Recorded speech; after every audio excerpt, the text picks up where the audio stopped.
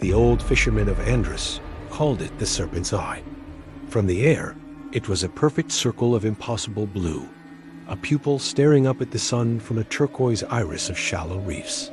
On the surface, the water was so clear you could count the grains of sand 100 feet below. But that clarity was a lie. It was a window into a trap.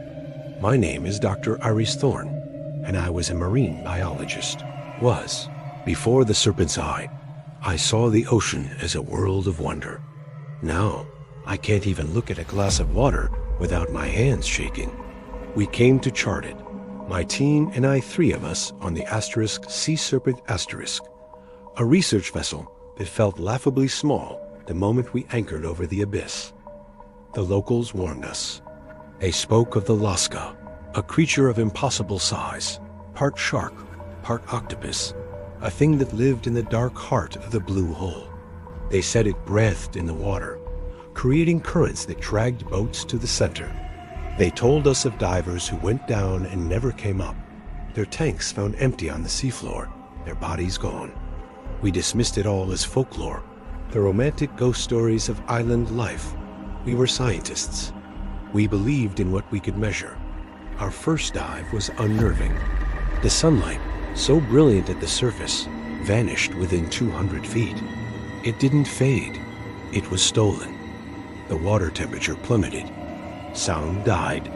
The gentle hum of my rebreather felt deafening in the pressurized silence. Below me, the world ended. The sandy bottom simply ceased to exist, plunging into a blackness so absolute it felt solid. It wasn't a hole, it was a throat. I felt a primal, gut-wrenching urge to surface, a feeling that something ancient and vast was watching me from that void. The second day, Lena went missing. She was our lead diver, fearless and meticulous. We were exploring the rim of the abyss when she signaled she was going slightly deeper to collect a sample. I watched her light descend, a tiny star against the infinite night. Then it jerked violently sideways and went out.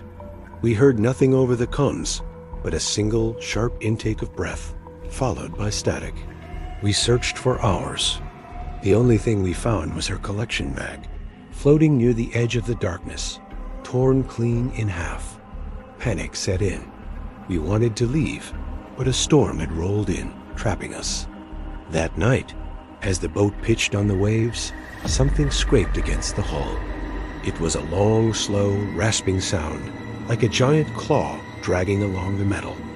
Mark, our captain, aimed a spotlight into the water. For a fraction of a second, we saw it. Not all of it. Never all of it. Just a section of something pale and colossal moving beneath us.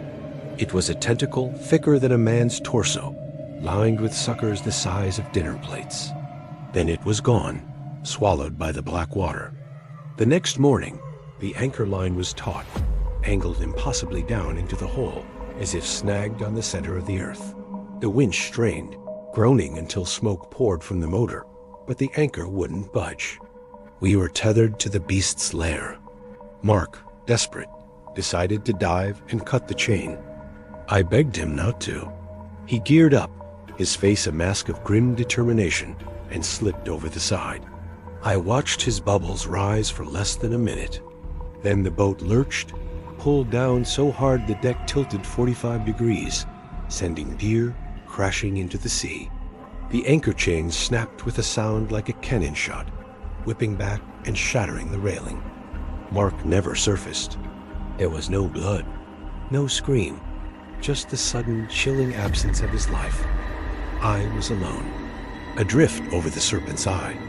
I knew it was below me, waiting.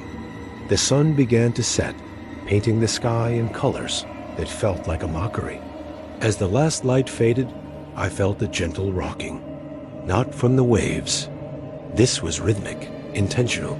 The boat started to turn, slowly, inexorably, toward the center of the blue hole. The Lusca was reeling me in. I scrambled for the radio, my fingers fumbling as I screamed for help, knowing no one would hear. Then a shadow fell over the deck. Something was rising from the water beside the boat. I saw a glimpse of a curved, leathery surface, a flash of what looked like 1,000 serrated teeth in a maw that could swallow the boat whole, and an eye, cold and black, and utterly devoid of anything but hunger. They found the asterisk sea serpent asterisk 3 days later, drifting miles away. The hull was crushed inward, the deck splintered. They found me in the cabin, huddled in the dark, catatonic. I don't remember how I survived, but I remember the feeling of being in its throat, looking into the abyss that lives and breathes and waits. The Lusca is not a legend. It's a god of the deep, and the serpent's eye is its altar, and it's still hungry.